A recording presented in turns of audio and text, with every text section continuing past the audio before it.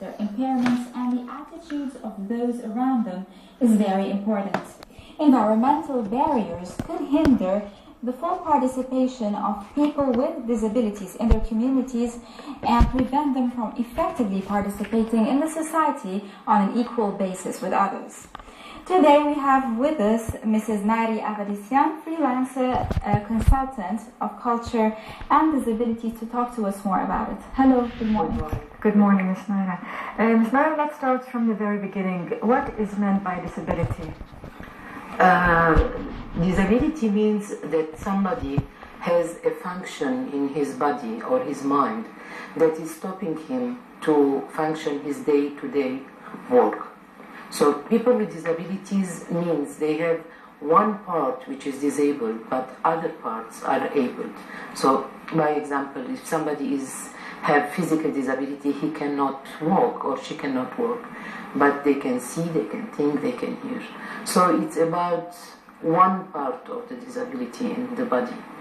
Can you shed more light on the People with Special Needs Convention? Yeah, it is the UN Convention for the Rights of People with Disability. It was 2 years ago, and Egypt ratified and signed about it. And it is about all the items of anybody with disability, what are their rights and what are their responsibilities as well. And my specialty is on the item number 30, which is the right for culture, which has lots of aspects. Let's focus more on this article. It's about culture and their participation in cultural activities, in acting, in painting. Yeah. Are we helping them here in Egypt to get more involved in this kind of life? To be honest, there are some positive things happening and some things not yet, but it will. The rights of culture is two sections. The one section is the people with disability to reach to the places where there is culture happening. For example, the movies, the theaters, the museums, the opera house, the cultural centers. So this is something, again, for the physically disabled or anybody who has visual disability or hearing disability. And that all the materials showing should be accessible. For example, I know that the Egyptian television currently has some sign language during the programs or during the news, which is very, very good.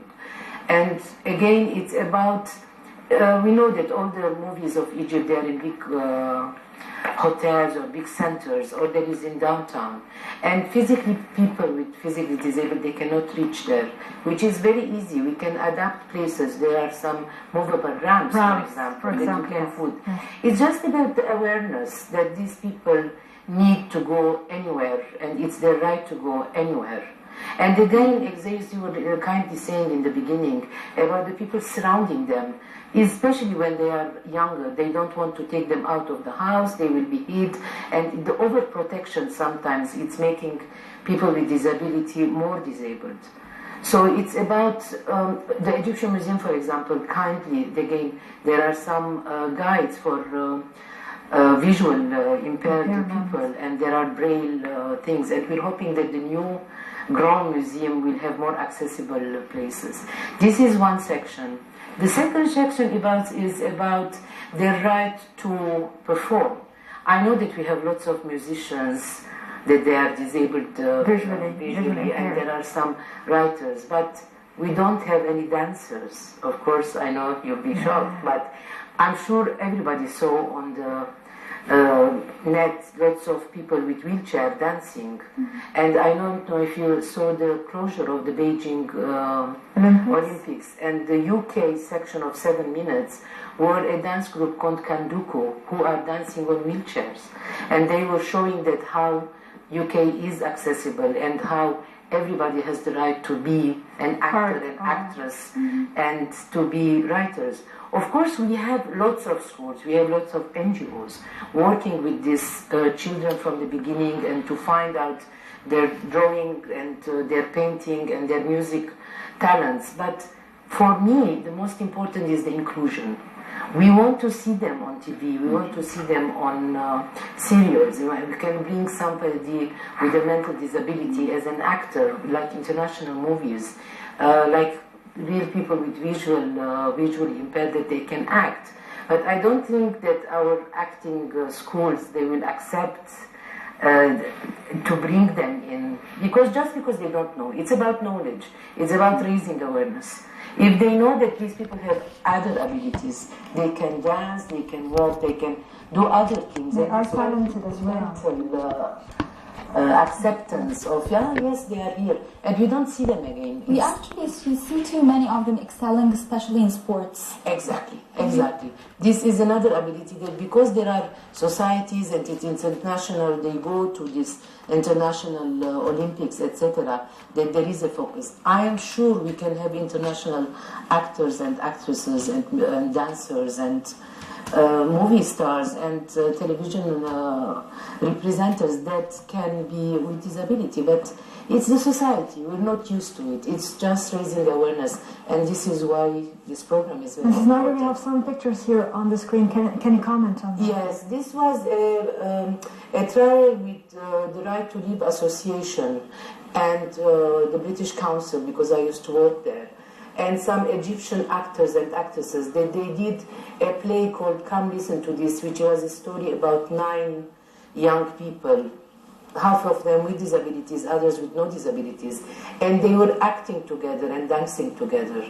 And when you were on the stage, you didn't recognize who is with disability or not. And this is the inclusion. And it was on the 3rd of December, which was the International Disability Day, which the UN decided. And we said inclusion is important. We don't want to have people acting, poor they, you see, they cannot walk, but they are very good performers. We have to stop this in Arabic, ya haram, or pity them, because they have other abilities which might be more powerful than us. Yes. So this was an example of how you can make theater. And it was in a center and in a theater that was accessible. People with wheelchair, they can attend. And it was very successful for both the parents of the children with disabilities and actors with no disabilities, how together we can do art and we can perform on big stages and people will accept us as we are. How can we mobilize the media or people who are concerned to integrate people with special needs more with normal people, like you're saying? I think that people with disabilities, for example, we have programs like this. If you can invite an architect who is in a wheelchair, for example, and talk about just about his work, what he does, what he doesn't do, not about his disability. We used to, of course, there are lots of programs. You bring people with disabilities or their parents talking about disabilities. There are lots of people doing lots of other things. Musicians, you can talk about the music, forget about their disabilities. Or people in the society, they will know that what happens, unfortunately, I know that whenever they see on TV somebody with disability, they switch off immediately or they change the channel. Just because we're not used to it, anti-haram and the pity thing. But if you have a movie star, for example, or a very famous person, and invite another person with disability, people probably, they wait for 5 minutes and realize that this person with disability, there are lots of other things they know, they do in their daily life. And this will help us maybe make the audience get used to find people with disabilities moving around the television. So this is, and then in the acting, in all these TV serials, etc., there was one which, if I can mention it, with Nairy Avedissian, that it was very, very interesting when she was losing her children, and then she found them back, and one of them was a mentally disabled child, and then the foster mother was saying, how can you bring her up? She said, I will love her, I'm the mother. So it was just the love, she used the word love. So and then we saw the example, and it was a positive example. Maybe we can add this kind of positive. To talk about disability is not negative. There is lots of positive things in it. Okay. Ms. Nairy, in an interview on Breakfast Show yesterday, we had an interview. The guest told me that the problem to people with disabilities comes from without, not from within. He was referring to society. Sure. How can society understand and appreciate and also include the people with disabilities? I think I'll start with the responsibility of the person with disability himself or herself. They need to go out. Their parents, they have to go out. It's about, because one person with disability, it's lots of other people. It's the brother, the sister, the father, the neighbors, everybody. So when they are out more and moving around the streets and can't find the ramps and can't find language, etc., I think this will help the society to see them. When you don't know something, you don't know how to deal with them. So I think the first responsibility is the immediate surrounding of these people. Let them out, let them go to school, he'll be hit, all the children are hit and fall down. Doesn't matter. And again, to have the inclusive education and schools they are talking about, I know it's a luxury, but it can happen. There are lots of schools that there are special teachers and special kids, and so the kids will grow up to find people with disability with them. If I can say one example, we had the Association for Right to Live, they have drawing classes there. So the teacher of drawing brought a school with children with no disabilities, and they work together, every couple, one with mental disability and the person with no disability. They draw some paintings. I was the arts manager at the council by then, and I told them, why don't you come and do an exhibition here? And let's talk about it. We had a very big opening. We invited the parents of these kids and the other kids. And then I asked one of the boys, who was 10 years old, who has no disability, what did you learn from this? You went there for a week, you drove together, you worked together. He said, Miss, now I know that if I go to the swimming pool in the club and I find one of them swimming, I don't panic and go out, because I know that disability is not something that I can get. It was really so touching. You see, the attitude has changed. A small thing, just a classes of drawing. Again, the information, I think it's very important that you give medical information what disability is. It's not that when you touch somebody with disability, you'll become disabled. I mean, of course, I cannot blame people because they don't know. Knowledge is the key word. They don't understand. You were telling us something very nice, and if we can briefly, we have to finish, but Sure. But briefly, you said that they changed the word from disabled to people with disabilities. And this is very important as well, especially in the written media, etc.